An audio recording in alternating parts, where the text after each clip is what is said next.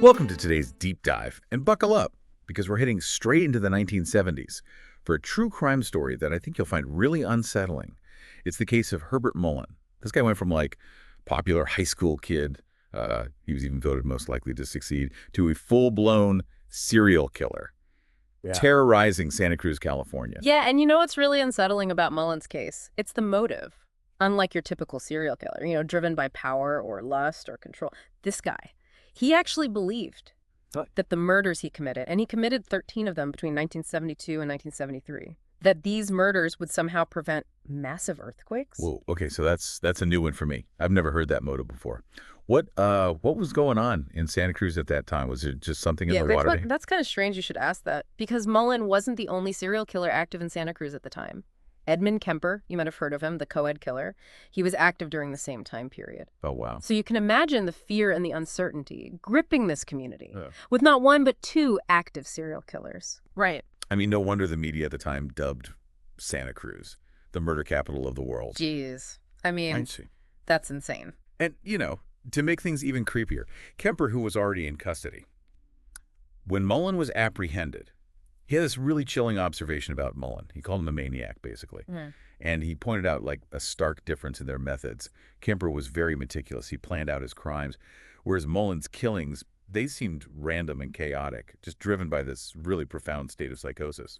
That just adds another layer to this whole unsettling story that we're going to dive into. So where did it all begin for Mullin? Was there anything in his early life that kind of hinted at this dark path he was going to go down? Yeah. So actually, Mullin's early life really paints this stark contrast to the horrors that he would later commit. Yeah. He was born in 1947, grew up in what was described as a strict but loving family. He was popular, athletic, did well in school. But then in 1965, everything changed. His best friend, Dean Richardson, was killed in a car accident. Oh, wow.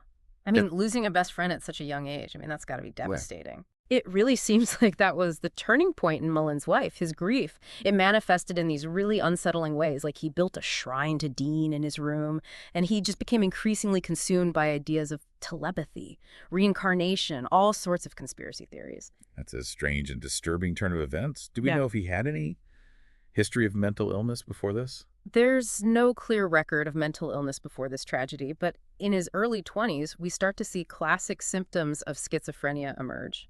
Auditory hallucinations, intense paranoia, particularly about government mind control. And he also started using drugs like LSD around this time, which could worsen his psychosis. Oh, yeah. Hallucinations, paranoia, and then you throw drug use on top of that. That sounds like a dangerous combination. Were there any attempts to get him help during this time? His family, they were deeply concerned by his deteriorating mental state, and they did try to intervene. He was hospitalized multiple times. He even attempted suicide, but he never received any consistent or sustained treatment. It's got to be. It's so heartbreaking for everyone involved. You've got his family trying desperately to help him, and then Mullin himself trapped in this world of terrifying delusions. So how? How did he go from this downward spiral to actually committing murder? Tell me about his first victim. Okay, so his descent into violence, it began on October 13th, 1972. His first victim was Lawrence Whitey White, a homeless man he encountered in Santa Cruz. Mullin brutally beat him to death with a baseball bat. Okay, so that's a shockingly violent act. Did he offer any explanation for this crime? Well, his explanation really just offered a glimpse into his deeply disturbed mental state. He claimed that Whitey White had telepathically given him permission to kill him. Wow, so that's going to be a recurring theme here, these telepathic communications. Yeah. And these willing victims. Yes, this idea of telepathic communication and these willing victims. It became a recurring and chilling element in his attempts to justify his crimes. Okay, so it's almost like he was building this twisted reality in his mind, where his victims were somehow complicit in their own deaths. Did this pattern continue with his next victim? His second murder occurred just 11 days later. Mary Guilfoyle, a 24-year-old college student. She was walking alone when Mullin approached her. He stabbed her multiple times and then hid her body in the woods. And later, chillingly, he described this murder as a blood sacrifice, necessary to appease nature. and prevent a catastrophic earthquake. Wow. Okay, so the violence is escalating, and the nature of his justifications is getting even more bizarre. Did this string of murders, did this raise any red flags with authorities? You have to remember that this was during a time when Santa Cruz was already on edge because of Edmund Kemper's crimes. Police were dealing with multiple murders, and Mullin's victims didn't seem connected at first. It was difficult to see a pattern or identify a suspect. It's like the presence of one serial killer almost masked the emergence of another one. What happened next in this spree? On November 2nd, 1972, Mullin entered a church and fatally stabbed Father Henri Tomeo, a respected priest, as he was hearing confessions. Again, Mullin claimed that the priest had telepathically agreed to be a sacrifice. A priest. Yeah. In a church just adds another layer of horror to his crimes. Did they have any prior connection? That's an interesting point. Mullin was raised Catholic, but he had later rejected the faith and turned to Eastern religions and explored the occult. But the significance of that shift, and whether it played a role in choosing Father Tomé as a victim, remains unclear. His motives just seem to be this blend of delusion, paranoia, and just distorted interpretations of his own experiences. It's hard to grasp the logic behind his choices. Yeah. And that's precisely what made Mullin's case so difficult for investigators. His actions were often driven by this internal logic dictated by his delusions, making it really challenging to predict his next move. Unfortunately, the murders didn't stop there. No, they didn't. In January 1973, Mullin's killings took an even more disturbing turn. He encountered 4 teenage boys camping in Henry Cowell Redwood State Park. He approached them, pretending to be a park ranger, and then, in a shocking act of brutality, shot all 4 of them, execution style. 4 teenagers just enjoying a camping trip. That's just senseless and heartbreaking. This crime really underscores the random and unpredictable nature of Mullin's crimes. He wasn't targeting a specific type of victim, like some serial killers do. It seemed that anyone who crossed his path at the wrong moment could become a target, making his actions even more terrifying for the community. It's a horrifying thought, just being in the wrong place at the wrong time. Yeah. And becoming the victim of someone, so deeply lost in their delusions. And all this while authorities were still trying to capture Edmund Kemper. Exactly. Imagine the pressure on law enforcement and the terror gripping the community. It was a truly dark period for Santa Cruz. How did this reign of terror finally come to an end? Who became his final victim, and what led to Mullin's capture? His last victim was Fred Perez, a 73-year-old retired fisherman. On February 13, 1973, Mullin shot Perez in broad daylight as he worked in his driveway. Another seemingly random, senseless act of violence. Was there anything that connected them? Any reason for Mullin to target this man specifically? There doesn't seem to be any connection whatsoever. The arbitrary selection of victims continued to be a hallmark of Mullin's crimes. His actions were fueled by this chaotic and ever-evolving delusional system, making him incredibly difficult to predict and apprehend. But in a twist of fate, it was this final murder that led to Mullin's arrest. Oh, wow. So, wrong place, wrong time for Mullin, and a stroke of luck for investigators, I guess. Tell me more about how this final crime led to his capture. Well, it was just that. Being in the wrong place at the wrong time for Mullin, there was an eyewitness to the murder of Fred Perez. This witness saw Mullin driving away and was able to provide the police with a description of his car and, crucially, his license plate number. Wow. So sometimes the smallest details can make the biggest difference. So the police had his license plate number. What happened next? They traced the car and apprehended Mullin that same day. And what unfolded during his interrogation was even more shocking. Did he try to deny the murders? Not at all. In a stunning turn of events, Mullin confessed to all 13 murders, offering his bizarre earthquake prevention theory as his motive.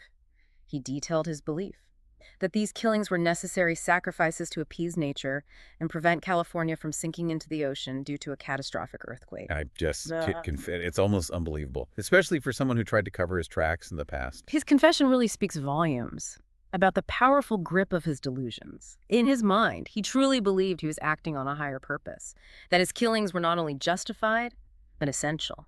He didn't see himself as a cold-blooded murderer, but rather as a savior. A chilling reminder of how distorted reality can become for someone struggling with severe mental illness. How did the police react to his confession?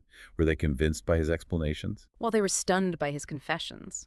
And the sheer brutality of his crimes, they recognized that Mullin was profoundly mentally ill. His bizarre justifications, disjointed thought processes, and insistence on telepathic communication all pointed to a severe mental illness at play. So this raises a crucial question.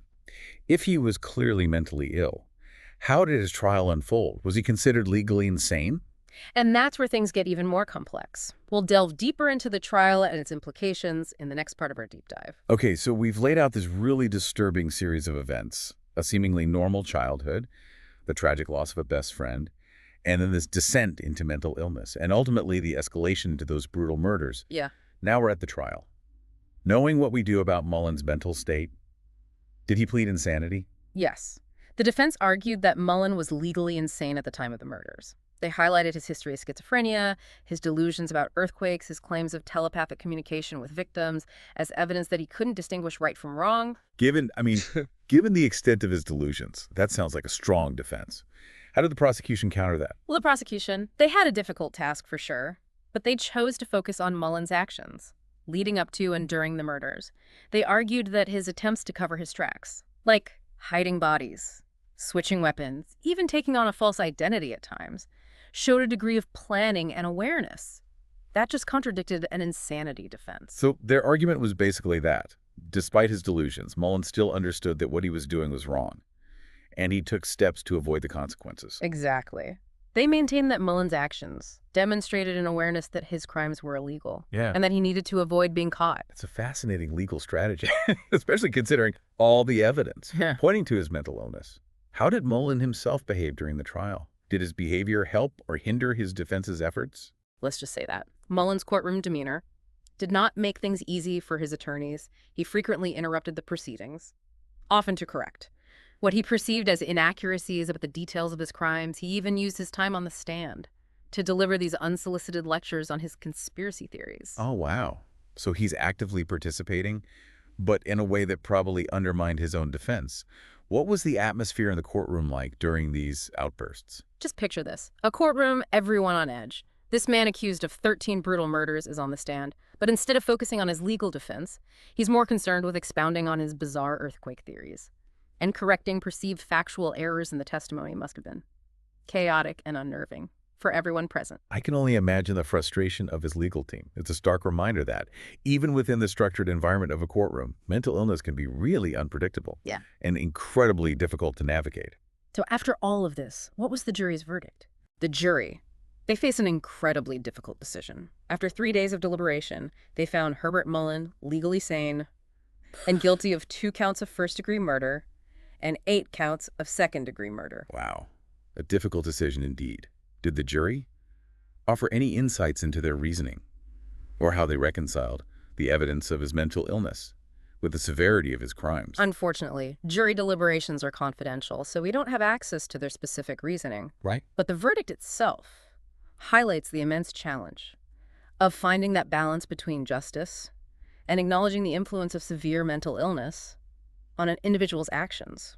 Mullin's case really forces us to confront a lot of uncomfortable questions about accountability, mental health, and the justice system. What happened to him after the verdict? Mullin was sentenced to life in prison and is currently incarcerated at Mule Creek State Prison in California. And decades later, is he still fixated on those conspiracy theories? Has his time in prison changed his perspective on his crimes at all? Well, from the limited information that's available, it seems that even after all these years, Mullin remains convinced that his actions were necessary to prevent a catastrophic earthquake. It was a divine mission of sorts in his mind. That's a chilling thought. To be so deeply entrenched in a delusional belief system that even decades of imprisonment haven't altered it. What can we learn from a case like this? I'm particularly struck by those missed opportunities for intervention early on. Yeah, you're right to point that out. Mullin's case is a tragic illustration of how untreated mental illness can lead to devastating consequences, not only for the individual, but for innocent victims and their families. It's a reminder of how important mental health awareness is, early intervention, and access to quality care. If Mullin had received appropriate treatment, perhaps this tragedy could have been averted. It's a question that lingers in this case, isn't it? Could things have been different? It's impossible to know for sure, but it certainly underscores the importance of recognizing and addressing mental health issues before they reach a crisis point. Absolutely. And for those who might be struggling with mental illness or concerned about a loved one, what resources are available? Where can they turn for help? There are a number of organizations dedicated to providing support and resources for mental health. The National Alliance on Mental Illness, NAMI, is a great starting point. They have a wealth of information on their website and also offer support groups and educational programs. That's great information to have, and it's so important to remember that no one should have to face these challenges alone. So we've talked about Mullin, his descent into mental illness, his horrific crimes, and the complexities of his trial. But there's a crucial element missing in this story: his victims. You're absolutely right. It's easy to get caught up in the psychological puzzle of a case like this, but we must never lose sight of the fact that each of those 13 victims was a real person with their own story, their own loved ones left behind to grieve and grapple with this unimaginable loss. Let's take some time to remember them. Yeah, it's so important to remember that we're talking about real people here, whose lives were tragically cut short. Can you tell us a bit more about some of the people Mullin murdered? Absolutely. We've already talked about Lawrence White Mullin's first victim. He was a homeless man known for being really friendly, a familiar face around Santa Cruz. And then there was Mary Guilfoyle, that bright, ambitious college student who had so much potential. And what about Father Andre Tomei, the priest Mullin killed in the church? What do we know about him? Father Tomei was a beloved figure in the community, admired for his compassion and dedication to his parishioners. He was also a World War II veteran and had been a member of the French Resistance. Just imagine the strength and resilience he must have possessed, only to have his life taken away so senselessly. It's heartbreaking to think about the ripple effect of these murders, the pain inflicted on the victims' families and friends, and the entire community. You're right. And we can't forget about those 4 teenagers killed in the state park. Davy Hughes, Robert Spector, Brian Scott Card, and Mark Graybolbees. They were just kids on a camping trip, their lives cut short in such a brutal and senseless way. Mullin's case is a stark reminder that really anyone, anywhere, can become a victim of violence. It's a chilling thought, and it really underscores the importance of staying vigilant and aware of our surroundings. That's true. But it's also important to remember that events like these, as horrific as they are statistically rare. We don't want to live in a state of constant fear. Instead, we should focus on building strong communities, looking out for each other, and addressing those root causes of violence, including untreated mental illness. So as we reflect on the case of Herbert Mullin, what are some of the key takeaways we should remember, both as individuals and as a society? Well, Mullin's story is a powerful reminder, albeit tragic, of the devastating consequences of untreated mental illness. It underscores the critical importance of early intervention, access to mental health services, and reducing the stigma surrounding these issues. It also raises questions about our justice system and how we balance accountability with recognizing the impact of severe mental illness on an individual's actions. These are complex issues with no easy answers. You're right. There's no simple solution. But maybe Mullin's story can encourage us to have these difficult conversations, to examine our own biases and assumptions about mental health, and to advocate for a more compassionate and effective approach to addressing these challenges. It's a call to action for all of us. What final thought would you leave our listeners with today? If there's one thing I hope you take away from this deep dive, it's this: knowledge is power. The more we understand these complex issues, the better equipped we are to create a safer, more just, and compassionate world. Well, thank you for guiding us through this unsettling but important exploration of Herbert Mullin's case. And to our listeners, we hope you found this deep dive informative and thought-provoking. Until next time, stay curious and keep exploring.